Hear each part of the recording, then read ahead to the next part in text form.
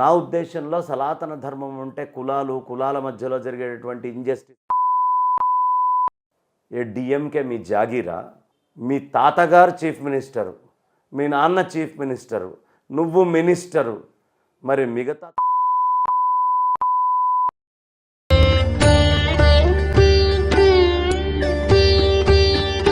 గురుగారు నిన్న అంటే తమిళనాడు ఎమ్మెల్యే అలాగే నటుడైన ఉదయనిధి స్టాలిన్ సనాతన ధర్మంపై వివాదాస్పద వ్యాఖ్యలు చేశారు.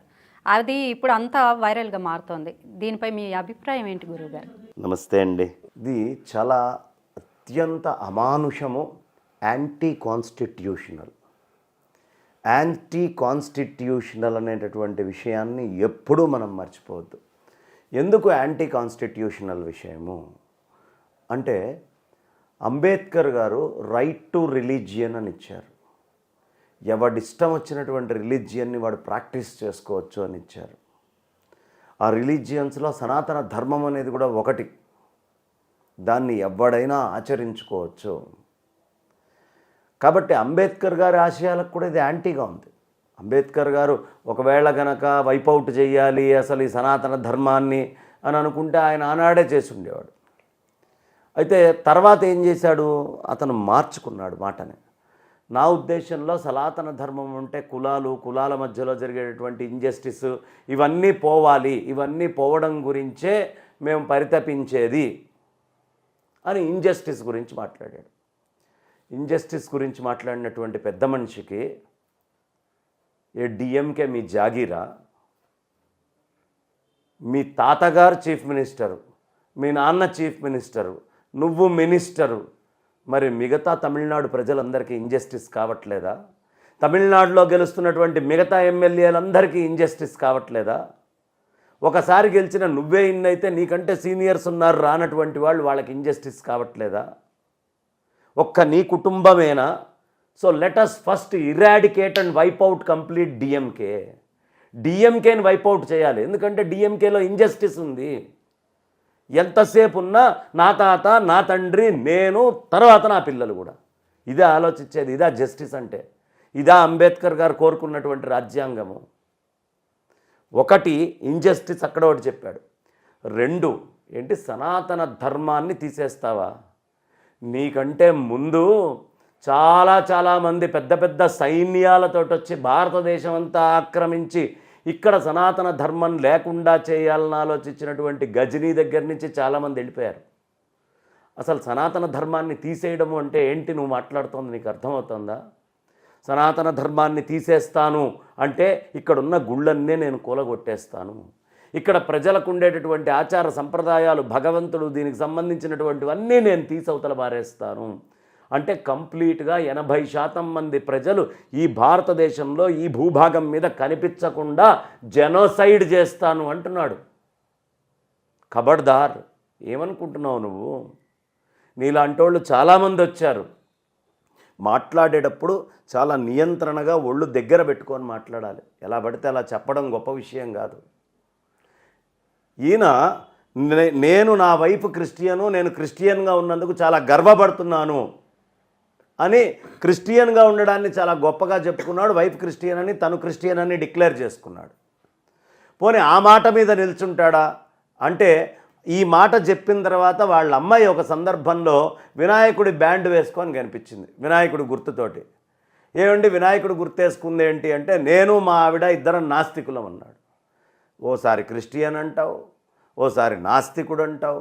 అసలు నువ్వెవడో నీకు అర్థం కావట్లేదు. నీలాంటి వాళ్ళు ఇరాడికేట్ కావాలి, నీలాంటి ఆలోచన విధానం ఇరాడికేట్ కావాలి. ఏంటి సనాతన ధర్మాన్ని ఇరాడికేట్ చేసేది? మీ స్పీకరు 2022 డిసెంబర్లో ఏమంటాడు? ఇది మొత్తం క్రిస్టియన్ రాజ్యం అంటాడు. స్టాలిన్ క్రిస్టియానిటీ క్రిస్టియన్ గవర్నమెంట్ అనే పదం అన్నాడు అంటే స్టాలిన్ క్రిస్టియానిటీ తీసుకున్నాడా?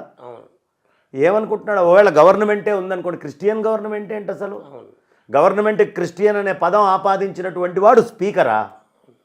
ఉందా? ఇది అంబేద్కర్ రాజ్యాంగానికి విరుద్ధం కాదా?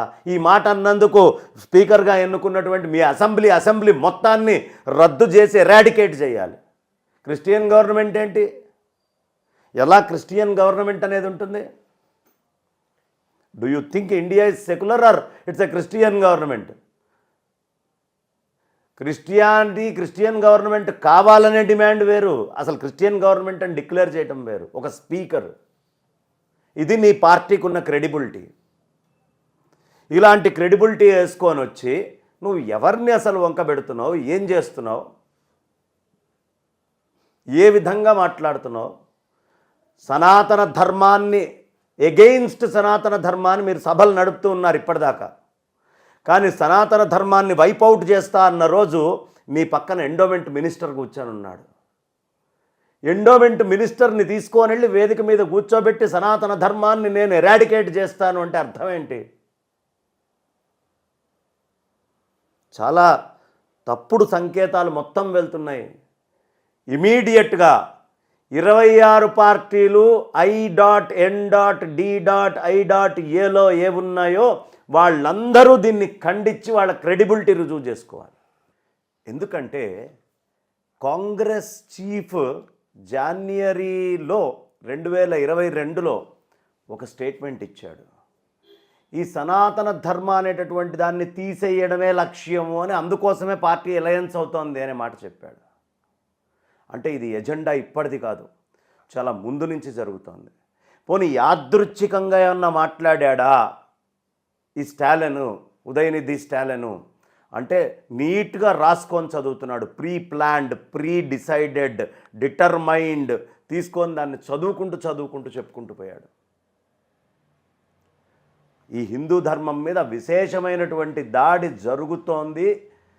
ఈ దాడి జరగడము చాలా హై లెవెల్ దాకా పాకిపోయింది, అది పెరుగుతూ పోయింది. ఇంకా ఏమంటాడు దీని గురించి అడిగితే, వాళ్ళకి సంబంధించినటువంటి స్పోక్స్ పర్సనే, డిఎంకే స్పోక్స్ పర్సనే రాజీవ్ గాంధీ. అతను అన్న మాట ఏంటి? శూద్రులు గనక పెరియార్ రామస్వామి చెప్పినటువంటి మాట ఆచరించి ఉంటే, ఆయన చెప్పినప్పుడే ఈ పాటికల్లా బ్రాహ్మణులు అనేవాళ్ళు లేకుండా పోయేవారు. అంటే ఏంటి? బ్రాహ్మణుల మొత్తాన్ని జెనోసైడ్ చేయటం. ఎంత అన్యాయం అండి! వేల సంవత్సరాలుగా ఈ భూమి మీద ఉన్న వాళ్ళని మొత్తం జెనోసైడ్ చేసే స్థాయిలో స్టేట్మెంట్స్ ఇచ్చేటటువంటి పార్టీ డిఎంకే పార్టీ. ఈ డిఎంకే పార్టీ గురించా? ఫస్ట్ డిఎంకే పార్టీని తమిళనాడులో నుంచి వైపౌట్ చేయాలి, ఎరాడికేట్ చేయాలి, ఆ భావజాలాన్ని ఎరాడికేట్ చేయాలి. వాళ్ళ అమ్మేమో రోజుకి 2 గుళ్ళు, పొద్దునో గుడి సాయంత్రమో గుడి తిరుగుతూనే ఉంటుంది.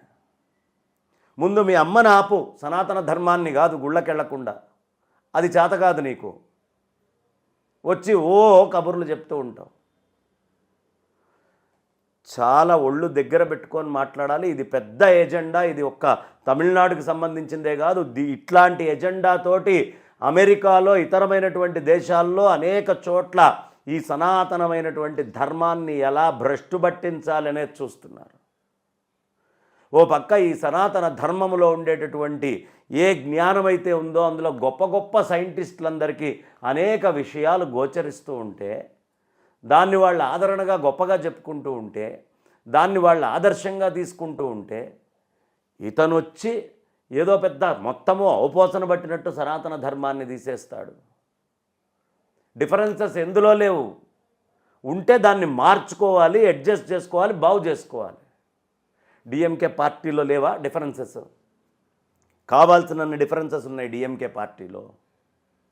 నీకు నచ్చినటువంటి వాడు మినిస్టర్, నచ్చనటువంటి వాడు చిన్న ఎమ్మెల్యే, అనేక మంది మీద బ్రైబ్స్ ఉన్నటువంటి కేసెస్ ఉన్నాయి. మరి వాళ్ళందరికీ ఏం చేస్తావు? కాబట్టి స్టాలిన్ ఇలాంటివి మాట్లాడేటప్పుడు చాలా చాలా చాలా ఒళ్ళు దగ్గర పెట్టుకొని వ్యవహరించి, ఒక ధర్మం గురించి నేను మాట్లాడుతున్నాను, ఒకవేళ నువ్వు కులాల మధ్యలో ఇంజస్టిస్ డిఫరెన్స్ అని అంటే, నీ తాత చీఫ్ మినిస్టర్ అయ్యాడు, నీ తండ్రి చీఫ్ మినిస్టర్ అయ్యాడు, ఇంకా డిఫరెన్సెస్ ఉన్నాయి అంటే, కాన్స్టిట్యూషన్ అనేటటువంటిది వచ్చిన తర్వాత డిఫరెన్సెస్ ఉన్నాయి కాబట్టే రిజర్వేషన్ ఇచ్చింది. ఇప్పుడు ఎప్పుడైతే కాన్స్టిట్యూషన్ వచ్చిందో డిఫరెన్సెస్ పోయినాయి. నువ్వు ఇప్పుడు పాతవన్నీ తీసుకొని ఇప్పుడు వచ్చి, ఇప్పుడు పాత వాటిల్ని నేను ఇంప్లిమెంట్ చేస్తూ ఇంకా డిఫరెన్సెస్ ఉన్నాయి, దీని మొత్తానికి సోషల్ ఇంజస్టిస్కి కారణం ఇదే అని మాట్లాడుతున్నాం. అంటేనే ఇది మీ అసమర్థతకి గుర్తు. మీ చేతగాంతనానికి గుర్తు.